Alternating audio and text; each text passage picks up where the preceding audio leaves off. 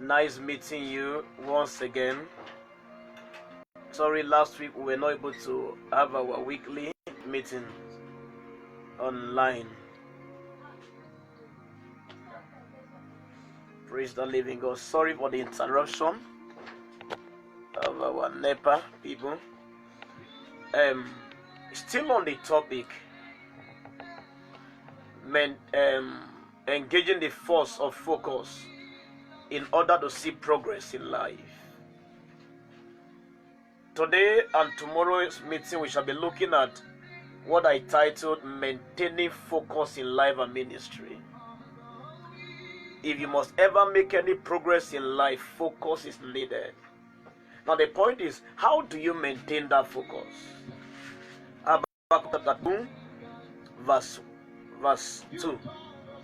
And the Lord answered me and said, write the vision and make it plain.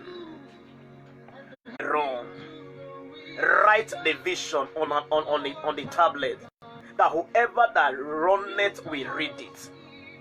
So number one key to maintaining focus in life, be it in ministry, be it in business, number one key is what I titled vision. You must have a vision. What is vision? Vision is the mental picture of what you are thinking of becoming. Vision is the mind display of your future. Vision is the pictorial aspect of that your desire for living. There is nothing that you can ever achieve in life without a vision. Vision is what keeps men going. A man without vision is a man that is heading nowhere. There are lots of people who are running the race of ministry, running the race of business, running any kind of race at all. But you ask them, what are you actually chasing after? They have nothing to give you. There are people that are alive today. The vision for the next 50 years is already on ground. But there is a man that is alive today. Even the vision for what he will become tomorrow, he doesn't have it. You cannot maintain focus without having a vision. Vision such as, in the next 2 weeks, this is what I should be having.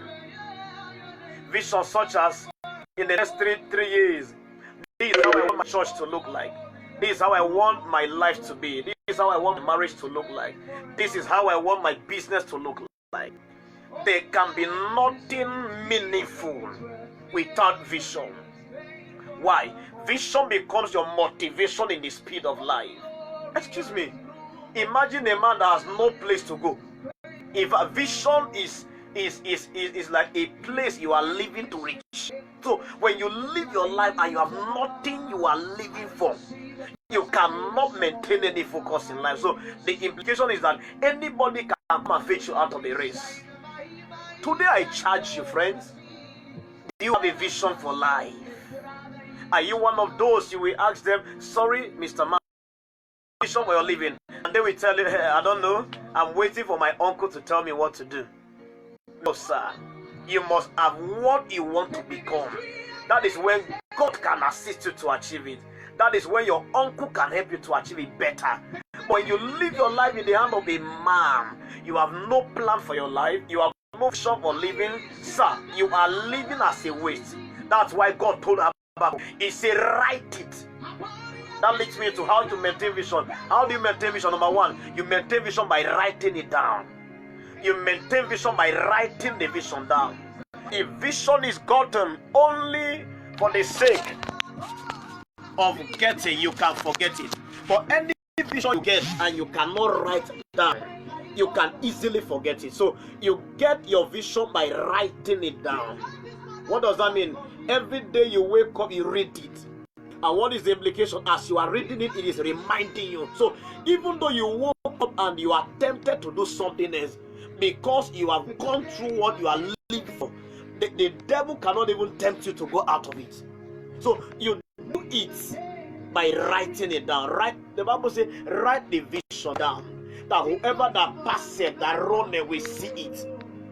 Number two, how do you maintain vision? You maintain vision by declaring it upon yourself.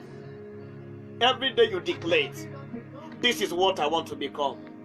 Bishop Oyedebo was the one who said, that back then in the 1982-83, he was preaching before 5 members, and already he was preaching like he is preaching to 50,000 members to the wine. That is the power of vision. The implication is that even though a man comes after him and try to discourage him and say, this thing you are doing, there is nothing that can come out of it, sir, you start to tell the man, if you don't know, I am living in the reality of my tomorrow. Vision helps a man to live beyond discouragement. In fact, if you are not existing in the realm of vision, you may never exist in the realm of reality. Tomorrow, try and be in the service, as the Lord will be helping us to unveil more things on maintaining focus in life. Your life can never be the same in the name of Jesus. I pray for you today, whatsoever that concerns your life, that the enemy is fighting, by the reason of this encounter, receive your answers in the name of Jesus. As you make up your mind to develop a vision, do not imagine how small the vision is. Do not imagine how big the vision is. Imagine how big your God is. You don't plan based on how you are. You plan based on how your God is. It was Rehoboam that was about to plan a crusade, and he was imagining, I do not have the money to plan the crusade. And God told him, plan the crusade not by the reason of your pocket, but by the reason of my pocket. As you dwell, as you prepare your vision for living, I see God standing by you. I see your life changing from where it is to where it ought to be. Receive grace to be there in the name of Jesus. God bless you. See you in the service tomorrow in Jesus.